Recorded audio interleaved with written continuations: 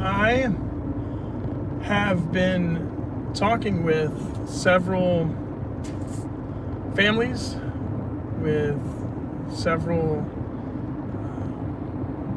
not only parents of current children in sports, but parents whose kids have grown up and are now parents themselves, and their grandparents. And the conversation is centering around what part does sports have in a child's life? What part should we allow them to have? Is our youth sports idols in kids' life? Are youth sports idols in parents' life? And I think the questions are valid. I think that in my own life, I have to make sure that I am checking myself and making sure that the desire for sports in my own kid's life is to teach them lessons and to give them lanes to navigate through life with. I think sports is a great tool to connect you with people, networks where you are known and seen and valued, and I do believe that sports can sometimes present something that the church fails at presenting, and that's the idea of a safe space to pursue excellence, to pursue growth alongside of other people. And sports gives a young person an opportunity to just to develop, not only physically, but emotionally, relationally, philosophically, as they begin to develop their even patterns and philosophies of life. And I think that for me, sports was a great tool to let kids know that, hey, you're a part of something bigger, you're a part of this team, you're valued, you're known, you're seen. Those qualities within a sports team is so valuable. And the fact that a sporting event usually lasts for a season and then it's over, the temporary nature of sports, I think makes it also more treasured and more cherished. I think that it is something that when leveraged properly, man, you make an impact on so many people. I know for me, the first person that really had a big impact on my life was a man by the name of Brad Carpenter, who taught me the game of basketball. And I didn't know at the time I'd grow to be 6'9", playing in college. I just knew sports was an opportunity to be around friends, around other kids my age, and to participate in something that I felt was fun and enjoyed being a part of. And so I remember Coach Carpenter making it an enjoyable experience, balancing winning with the importance of just the fun aspect. And so one of the things we teach in sports is fundamentals, fun being the primary, and then for basketball, dribbling ability and defensive agility, and then the mental aspect, and then the S is for shooting, speed, strength, size, all the variable factors that go into a sport. And every sport has it, but fun has to be the driving motivation behind a sport. Even professional athletes, maybe their fun doesn't come from the actual game anymore, but they find fun in being paid. For some of them, it's a job. But there's got to be enjoyment. And that's true, by the way, in your everyday 9 to 5 as well. Finding a job that you enjoy is honestly more important than finding a job that pays you big dollars that you hate.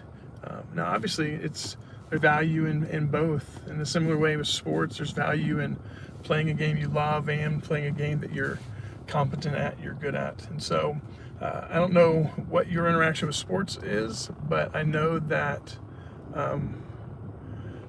we are a people who needs to be connected to other people. There needs to be community aspects in our life. And for me with bipolar, the constant drumbeat right now in my life is etch each inch. I need to etch each inch of my life, etch each inch, carve it out, and that being an acrostic for every thought captive habits, that I would take my thoughts captive, not allow my thoughts to just drive my life, but allow my reasoning, allow my my passions and pursuits and my purpose to drive my thinking. And so take every thought captive, and then each is the excellence and community habits, that you would pursue excellence during the day and that you pursue community during the day. Some people pursue excellence, but they forget to pursue community, pursue people, pursue benefiting others. Don't just be about yourself. Isolation is, man, the first step towards just desperation, I believe. And I just want to encourage you, especially if you're grappling with any type of mental illness, that you would pursue excellence and you would pursue community each and every day. And then the intentional nightly celebration habits, the inch. These are the little things that you celebrate at the end of the day. Learning to go to bed celebrating what you've accomplished, what's happened in that day, from the smallest wins to the biggest victories, whatever they are. Making sure that you're celebrating. Sometimes that celebration is going to be that, hey, I made it through another day. And when you're in those modes, you also look out and you say, you know what, tomorrow's going to be better. Tomorrow's going to be better. And you look forward to that next day, and you make sure that intentional nightly celebration habit is also an intentional calibration habit. And the calibrating, honestly, is the morning, that you would calibrate your mind to think properly about what's happening that day, who you are, your value, that you're treasured and cared for. And by the way, this is something, again, struggle with deeply since losing a job a year ago. Have a new job. People there are great, but I mean, it's a job that pays about half and financially is not nearly as fulfilling. And so that's just a part of the struggle of losing something that was once mine. And so I know that I've struggled in mornings to calibrate my mind, to really calibrate it on my person, my purpose, and my passions. And those are the three things I think you need to calibrate on. Is, man, see value and dignity in who you are, like your own human worth, that you don't need other people to tell you who you are, but you have a peace about who you are, and you have a assurance that, man, that there's a purpose for you. And then you pursue that purpose with a passion. Pursue it with energy and excitement and enthusiasm and an end goal. A lot of times I think we travel the road, we think about the road we're traveling, but forget about the on-ramp and the off-ramp. And that's the part of my own life that I think I need to find fulfillment in, is the on-ramp into my days, those morning times, those getting my mind right, those here's what I'm going to be about today. And then the off-ramp. This is how I'm going to unwind. This is how I'm going to think on and process the fulfillment of that day. And so etching each inch through sports, understanding that sports is a great training ground for life, a great training ground for daily disciplines, a great training ground for interacting within community, being a part of something bigger than yourself. And just want to encourage you to participate in sports, no matter how old you are, man. I am 44 years old, and I am what would you consider washed up, right? 6'9", played college basketball, gone overseas a few times using exhibition tours for basketball, and But as I realized that sports don't have to be done in my life, man, financially they're done in terms of not going to make money off sports again, not going to pay my way to college anymore. But they can help me reestablish purpose in life. They can help me reestablish relationships with people. Just recreational sports can do that for you. And I just want to encourage you, though, with those concepts of etch each inch of your life. Every day, etch each inch. And it's an acrostic for every thought captive habits, that you would develop habits where you would take your thoughts captive, that you would, first of all, think on things that are true and lovely and honorable, things that are valuable. The power of positive thinking is genuinely right, that as you think, so a man is. And a lot of times we think negatively about ourselves, we think down about ourselves, and then we fall into that pattern and that habit. Woe is me. And man, that's not the world you want to live in. You don't want to live in the woe is me mentality of life. You want to be able to say, you know what, man, there's value in who I am. There's value in where I am. There's value in the people around me. I'm going to try to invest in them, let them invest in me. And so every thought captive habits in the morning, that's the etch. The each is excellence and community habits. Pursuing excellence and pursuing people. That is vital in every aspect of life, whether it's at work, whether it's in your home life, doing things for others, serving others, and then serving them well, doing things with excellency is an aspect of life. That's what C323, the idea of choice, chance, change. You make a choice, you take a chance, you awaken change. And man, if we make the right choices, take the right chances, we'll awaken the right changes. And only when the ache within us to see the change around us and in us is greater than the complacency and the apathy, only then will we actually make those choices. And so excellence in community pursuits in the day, excellence in community habits, and then the intentional nightly celebration habits. Intentional nightly celebration habits. That you would intentionally celebrate at the end of your day the things that were accomplished that day. More than that too, that you would, at the end of the day, intentionally celebrate the people in your life, even celebrating the problems you're facing and how they are progressing you, strengthening you, making you a better person. These are aspects of life that are essential. And I know as I wrote this book back in 2024, I finished the book. I started to teach it to a class of about 20 other people, and man, it was going so well. I had lost 60 pounds implementing the principles of the book, and then through circumstances beyond the book, I lost a job, was fired because of just operating out of my personal convictions. And man, as people would learn about me, I shared with them. They didn't just learn about it. I told them, hey, I have bipolar. They're like, hey, you're fired. After a $20,000 raise, was fired within 7 days.